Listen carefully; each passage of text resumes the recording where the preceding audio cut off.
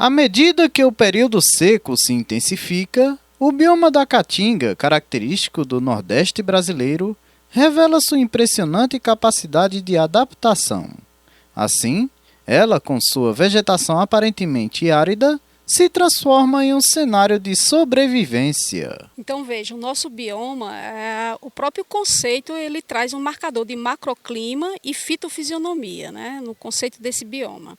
Então nós somos florestas e arbustais tropicais sazonalmente secos. Então a palavra sazonal já dita muito esse comportamento, né, que é esse período seco e período chuvoso.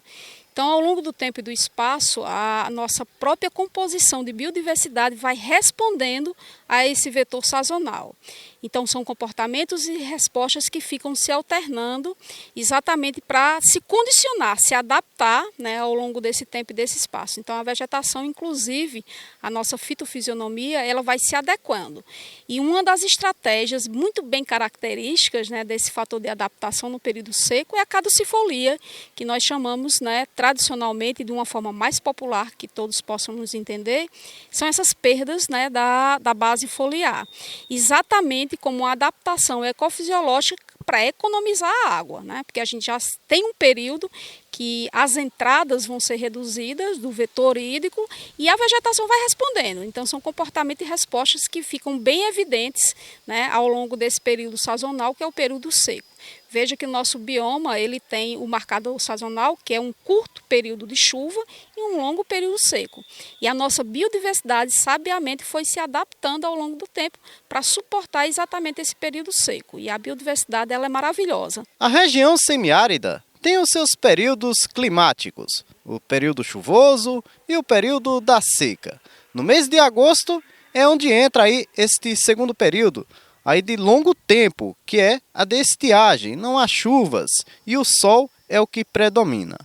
Deste modo, o bioma Caatinga também tem as suas fases e as suas estratégias. A queda das folhas é uma delas, da própria vegetação. Eu vou traduzir aqui para vocês um componente bem clássico, que é a nossa vegetação, né? Ao perder folhas, é uma expressão de resistência. Às vezes a gente olha para a vegetação, está morta, né? Acabou-se com tudo. Não, não está morta.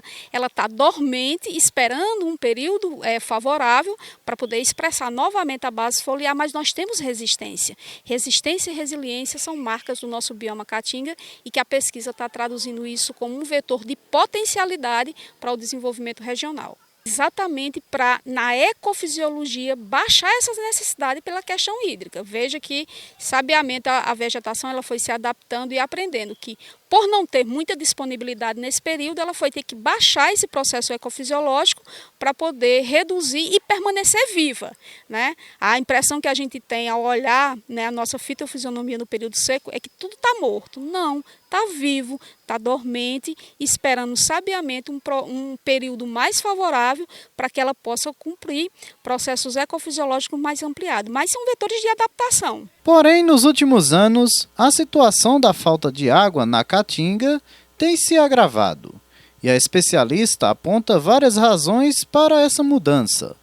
A crescente preocupação com a escassez de água, que tem se tornado mais acentuada nos dias de hoje. Nós temos naturalmente um vetor sazonal, né, no bioma, né, um período seco e um período chuvoso. Isso é natural.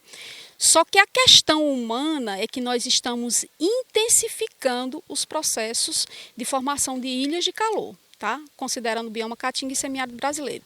Isso é muito preocupante, porque nós estamos, através da ação humana, simplificando ecossistemas.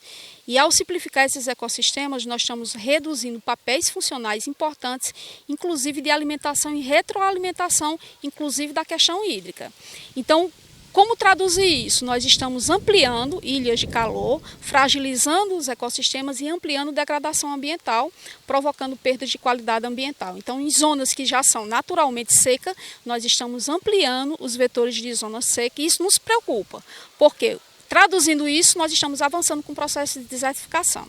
Isso não é bom para o bioma e para o próprio semiárido brasileiro, porque ao fazer isso, nós estamos perdendo serviços ecossistêmicos importantíssimos.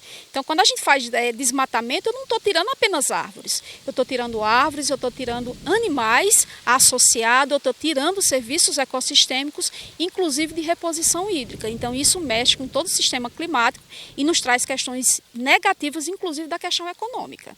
E a população sofre com isso.